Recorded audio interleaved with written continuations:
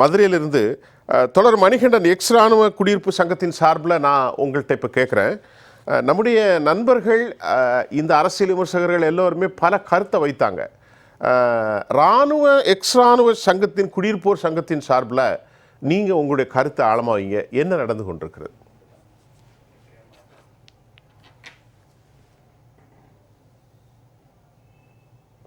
Manikandan sir. Sir sir கேக்குதா? Sir பேசுங்க பேசுங்க, தொடர்ந்து பேசுங்க சார். இந்த குடியிருப்பு நல சங்கத்தின் சார்பாகவும் முல்லை நகர் பகுதிகள் சார்பாகவும் எங்க எங்க அவலங்களையும் எங்க துயரங்களையும் மக்களுக்கு ரொம்ப கஷ்டப்படுற சூழ்நிலைகளையும் வெளியே கொண்டு வந்ததுக்கு மெயின் காரணம் மீடியா பீப்புள் தான். ரொம்ப சப்போர்ட் பண்ணாங்க, எங்களோட துயரங்கள் எல்லாம் வெளியே கொண்டு போனாங்க. ஃபர்ஸ்ட் அவங்களுக்கு நான் நன்றி செலுத்திக்கிறேன். ஏன்னா அதுக்கடுத்து இப்ப இங்க நிறைய சூழ்நிலைகள் அண்ணன் வில்சன் அண்ணன் ரொம்ப தெளிவா டீட்டெயிலா சொன்னாரு. கரெக்டா கிரவுண்ட் ஒர்க் பார்த்திருக்காங்க. நாங்களும் கிட்டத்தட்ட இந்த ராணுவ பகுதின்றது எப்படி உருவானதுன்றதுக்கு உங்களுக்கு ஹிஸ்டரி சொல்லிக்கிறேன். அப்பதான் அந்த டீட்டெயில் உங்களுக்கு கரெக்டா வரும்.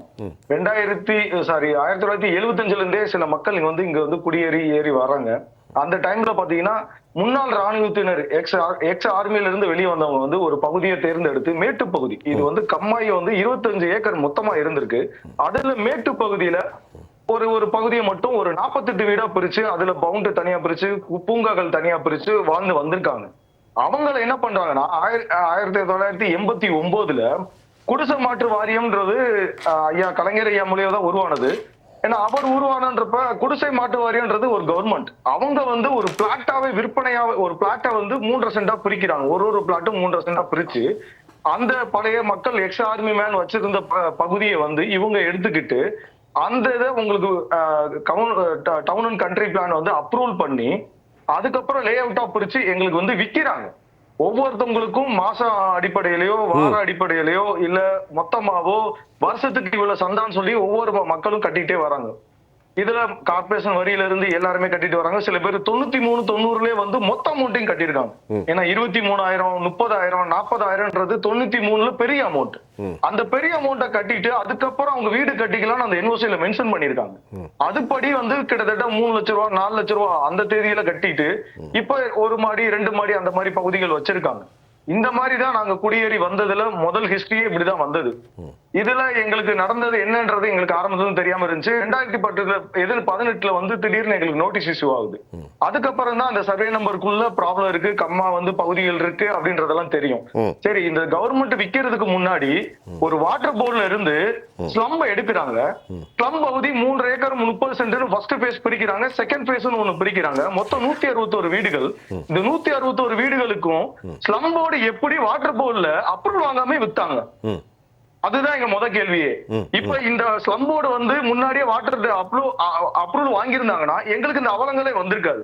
ஏன்னா அந்த அப்ரூவல் கொடுத்திருந்தாங்கன்னா எங்களுக்கு ஒரு சின்ன விஷயங்கள், ஏன்னா முன்னாடி முன்னோர்கள் வந்து எவ்வளவு தூரம் படிச்சிருக்காங்க எங்களுக்கு தெரியல. சில பேர் படிச்சிருக்காங்க, படிக்காம இருந்தாங்க. அவங்க வந்து அந்த பட்டா வழங்க போடணும்னா எத்தனை வருஷமாக காத்துக்கிட்டே இருக்காங்க. முறையிடுறாங்க, மனு போடுறாங்க, கலெக்டர் கிட்ட போறாங்க, அரசியல்வாதி கிட்ட போறாங்க, எல்லாருக்கிட்டையும் மனு கொடுக்குறோம். ஆனா இன்ன வரைக்கும் எங்களுக்கு பட்டா கிடைச்சதே கிடையாது. சில பேர் வந்து இன்னும் மாச டிவில கட்டிட்டு வராங்க. 2004 வரையும் கட்டி முடிச்சதுக்கு அப்புறம் இங்க ஒரு வெள்ளம் வருது. அதுக்கப்புறம் குடிசை மாற்று வாரிய அந்த ஆபீஸ் வந்து KK நகர்ன்ற ஒரு பகுதிக்கு வந்து ஷிஃப்ட் ஆகுது. அவங்க வந்து மாசம் வாங்கிட்டு வந்த அமௌண்ட்டை வந்து கண்டினியூ பண்ணல, மக்களும் போய் கொடுக்கல. சில பேர் வந்து கொடுத்திருக்காங்க, ஆனா அதை மட்டும் அக்செப்ட் பண்ணிக்கிட்டாங்க. ரீசெண்டா 2018 அவர் வந்து ஒரு கம்பவுண்டர் ஒர்க் பண்றாரு, ஜிஹெச்ல கம்பவுண்டர் ஒர்க் பண்றாரு. அவரு ரிட்டையர்மெண்ட் ஆன அமௌண்ட் 7 லட்சம் ரூபாயில 2.4 லட்சம் ரூபாய போய் மொத்தமா கட்டியிருக்காரு ஸ்லம் போர்டுல. 2018 ரொம்ப கிடையாது, நோட்டீஸ்ல இருந்து ஒரு 6 மாசத்துக்கு முன்னாடி அந்த அமௌண்ட்டையும் வாங்கி கட்டிக்கிட்டு நீங்க வீடு கட்டிக்கலாம்னு சொல்லிட்டாங்க. அதை நம்பி அவரும் வீடு கட்டி இப்ப அவரும் ரோட்ல இருக்காரு.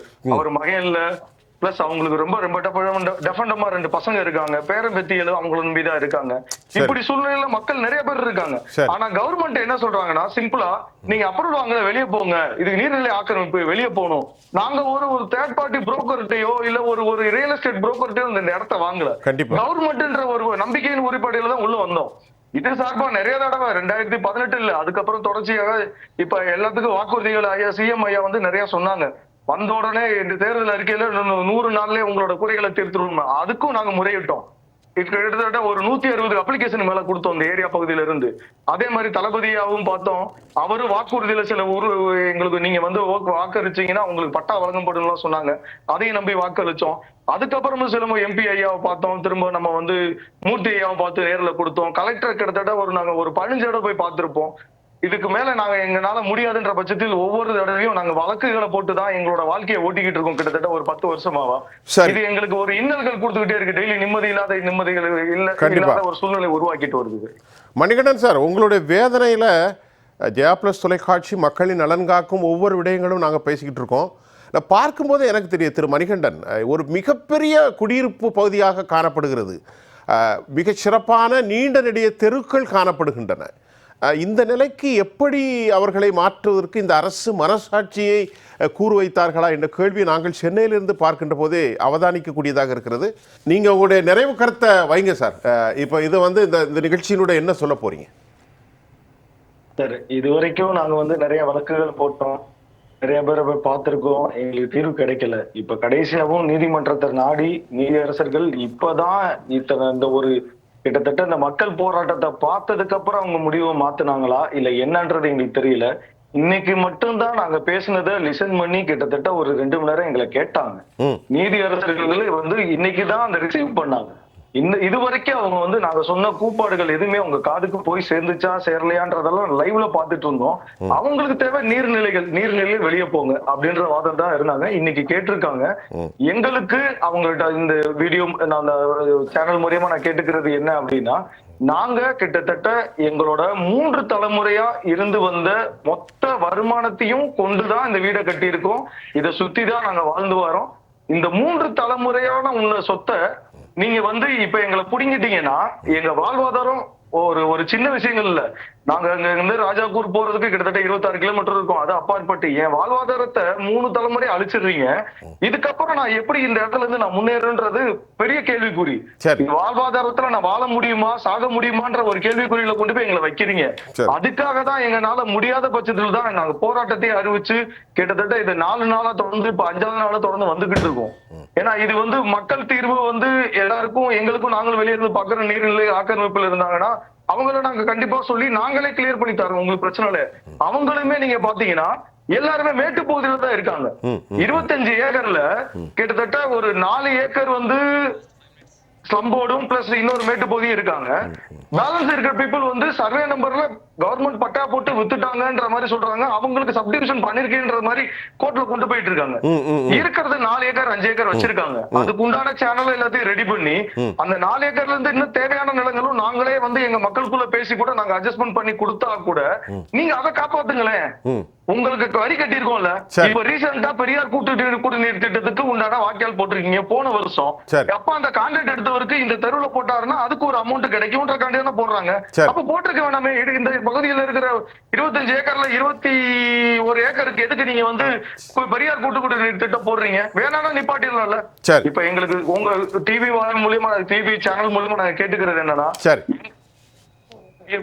நிரந்தர பட்டா வழங்க சொல்லி கேட்கிறோம். எங்களுக்கு நீதி அரசு இன்னைக்கு வந்து ஒத்தி போட்டிருக்காங்க. ஆனா நாங்க எங்க போராட்டத்தை கைவிடுற மாதிரி இல்ல. நாங்க கண்டினியூ பண்ணதான் போறோம். எங்களுக்கு தேவை பட்டா. நிச்சயமாக தலைமுறைக்கு அப்புறம் இன்னும் 2 தலைமுறைகள் வந்து போராட இருக்கு. எனக்கு முடியுமான்னு தெரியல சார்.